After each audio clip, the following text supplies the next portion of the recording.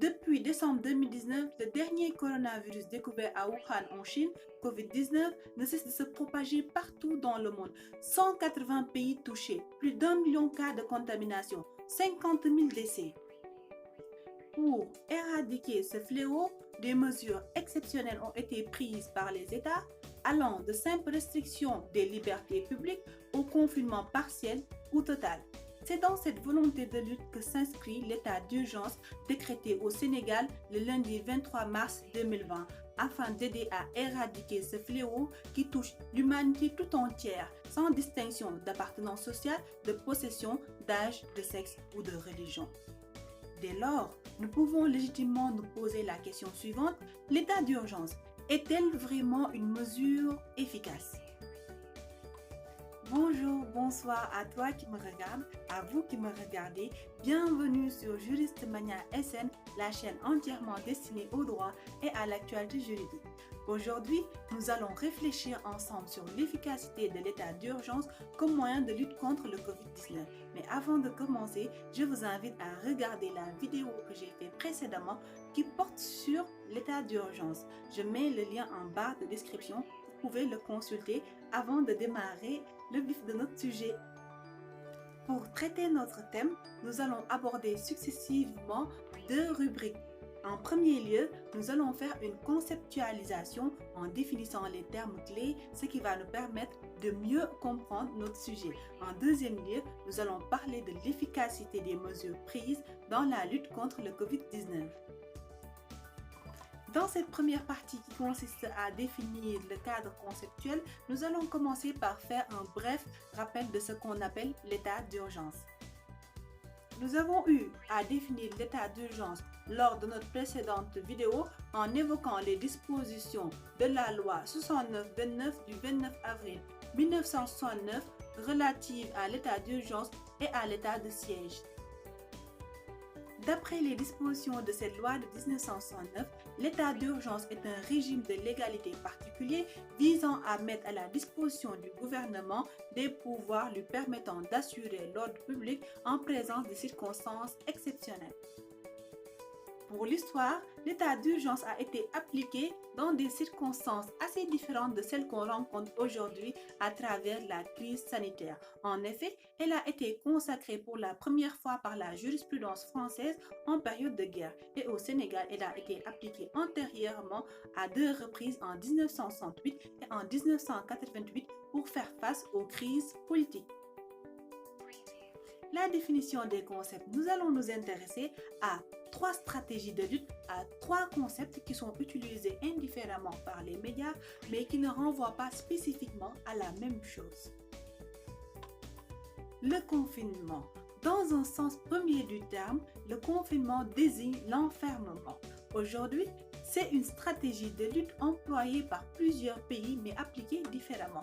Au Sénégal, par exemple, nous avons un couvre-feu qui nous interdit de sortir à partir de 22 h jusqu'à 6 h du matin. C'est un confinement partiel. En France, par exemple, le décret du 23 mars 2020 interdit à toute personne de se déplacer hors de son domicile, sauf pour des cas bien spécifiques. Il s'agit d'un confinement un peu plus strict.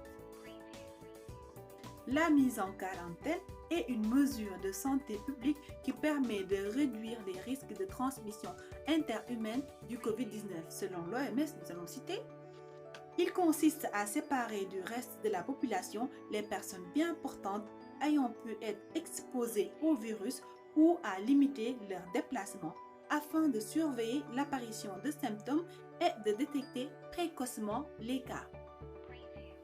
L'isolement est une mesure qui vise à séparer les personnes souffrantes d'une maladie infectieuse des personnes en bonne santé. En effet, c'est une mesure qui permet d'une part de soigner les personnes souffrantes, d'autre part d'éviter la contamination. Vous ne trouvez pas qu'il est assez compliqué de faire la distinction entre l'isolement, le confinement et la mise en quarantaine? C'est pourquoi nous allons vous proposer une astuce assez simple. Le confinement ne fait pas de distinction entre les personnes saines et les personnes porteuses du Covid. La mise en quarantaine est pour les personnes dont la maladie est présumée, mais dont on n'est pas complètement sûr. C'est pourquoi on les met en quarantaine afin de faire des tests et de vérifier leur état de santé. L'isolement est fait pour les personnes dont la maladie est connue et certaine. On les isole du reste de la population pour éviter une contagion. Il y a un dernier terme qu'on va définir ensemble, c'est l'efficacité qui désigne la capacité à obtenir un résultat escompté.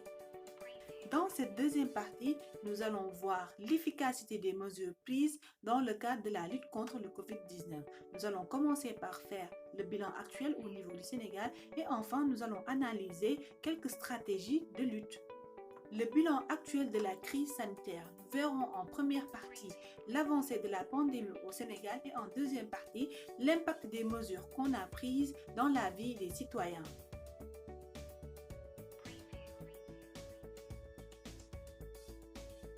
Ce qui démontre une augmentation de 128 cas de la veille de la déclaration de l'état d'urgence, c'est-à-dire le dimanche 22 mars, à nos jours.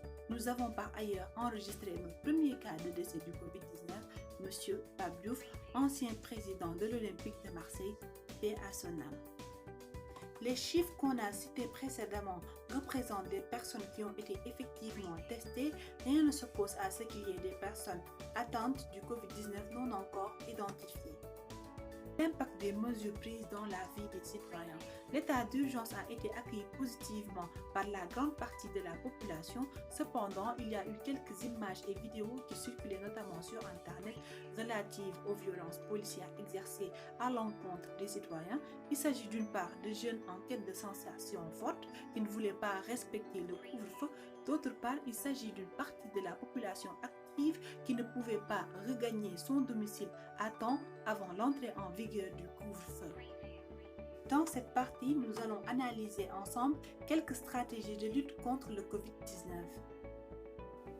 En ce qui concerne l'Europe, nous allons nous intéresser au cas de la France et de l'Italie. En ce qui concerne l'Asie, nous allons évoquer l'exemple de la Chine et de la Corée du Sud. En France, c'est la stratégie du confinement qui a été adoptée à travers l'état d'urgence sanitaire. Cependant, il y a plus de 90 000 cas de personnes atteintes du COVID-19 et plus de 4 500 personnes décédées. L'exemple de l'Italie est la plus inquiétante à raison de 115 000 cas de personnes contaminées et plus de 13 900 personnes décédées. Dans le cas de l'Asie, l'exemple de la Chine est de loin la plus spectaculaire qu'on a eu à voir. La construction d'un hôpital de 1000 personnes en 10 jours seulement dans la ville de Wuhan. La stabilisation des personnes contaminées à près de 81 000 et des cas de décès à près de 3 000 cas.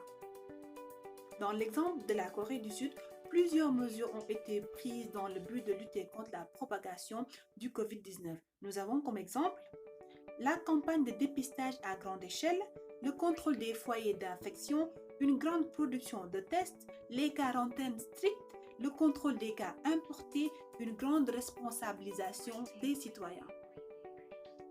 La Corée du Sud a pu dépister plus de 270 000 personnes à l'aide de 43 drives éparpillés dans les 4 coins du pays à raison de 15 000 tests par jour. La Corée du Sud a pu se maintenir à près de 9 000 personnes contaminées et plus de 65 cas de personnes décédées. Pour résumer, depuis l'adoption de l'état d'urgence à la date du lundi 23 mars 2020, il n'y a pas eu de réel progrès en termes de stabilisation de la maladie. L'exemple européen qu'on a eu à évoquer, notamment le cas de la France et de l'Italie, nous montre très clairement que l'état d'urgence présente des limites. L'exemple asiatique nous montre par contre qu'il est possible aujourd'hui de stopper la propagation du COVID-19 en renforçant les mesures sanitaires, en faisant des tests collectifs, en permettant l'isolement de la population, celle qui est plus susceptible d'être contaminée. Certains analystes s'accordent sur l'hypothèse selon laquelle le régime autoritaire adopté par certains pays asiatiques tels que la Chine serait un avantage considérable dans la lutte contre le COVID-19. Il convient de préciser cependant qu'en termes de guerre, chacun y va avec les moyens dont il dispose. Étant dans un contexte économique marqué par le sous-développement, des mesures telles que le dépistage collectif de toute la population seraient difficilement envisageables. Si on devait envisager aujourd'hui un confinement un peu plus radical, qu'en sera-t-il de la survie des ménages, du ravitaillement en denrées alimentaires, en eau, en électricité, en Internet? Certes, un programme de résilience économique sociale a été annoncé par le président de la République lors de son discours pour la fête du 4 avril. Dans ce programme, des aides en termes de factures d'eau, d'électricité et de denrées alimentaires seront mises à la disposition des citoyens, des ménages qui sont dans la tranche sociale. D'autres mesures ont été aussi prises dans le but de sauvegarder les intérêts des entrepreneurs, des sociétés, mais aussi de préserver la masse salariale. Cependant, une question demeure incertaine. Qu'en sera-t-il des personnes actives dans le milieu informel? Comment ferons-nous pour organiser nos marchés afin d'éviter le rassemblement, mais de permettre à chaque ménage de se ravitailler correctement? C'est tout pour cette vidéo, chers juristes maniaques. Je vous remercie de l'avoir regardée jusqu'au bout. N'hésitez pas à aimer cette vidéo si elle vous a plu, à vous abonner à ma chaîne, à la partager et à en parler autour de vous. D'ici là, portez-vous bien, prenez soin de vous et de ceux que vous aimez et respectez les mesures préconisées par les autorités habilitées. À très bientôt pour une nouvelle vidéo.